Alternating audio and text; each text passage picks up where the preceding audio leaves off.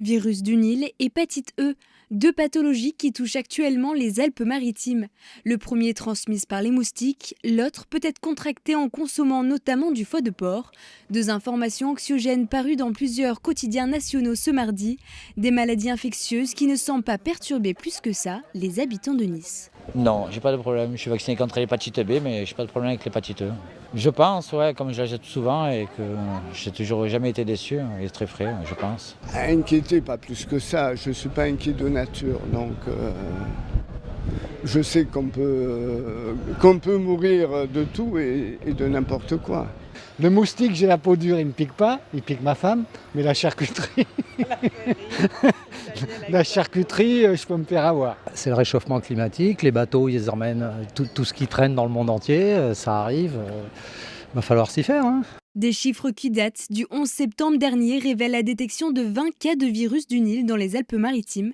Cette infection peut entraîner un état grippal, des maux de tête et parfois des méningites, une maladie qui apparaît pour la première fois en France. Nous, on l'a détecté parce qu'on cherchait très attentivement les cas de dengue, Zika et chikungunya, qui eux sont mieux connus de l'ensemble des médecins de la région.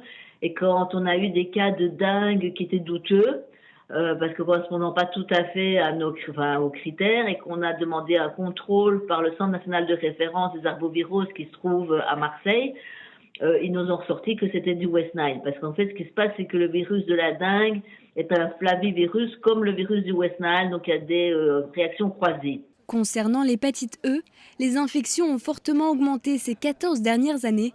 À l'hôpital L'Archer II de Nice, quelques cas ont été traités par les médecins. Un phénomène plutôt récurrent, maladie asymptomatique, elle n'est pas dangereuse pour les personnes en bonne santé. L'hépatite E est connue depuis maintenant une dizaine d'années. On en a des cas assez régulièrement. C'est finalement une nouvelle hépatite, un peu comme l'hépatite A, avec un risque sous nos contrées qui est essentiellement un risque alimentaire. Chez le sujet qui est en bonne santé, il n'y a pas de risque particulier. L'hépatite E, parfois, très exceptionnellement, peut donner une hépatite sévère qui nécessite parfois une hospitalisation. Le pic du virus du Nil serait passé, aucun cas recensé depuis 3 semaines pour l'hépatite E. La vigilance est de mise. Chaque année, près de 20 millions de personnes sont touchées par la pathologie dans le monde.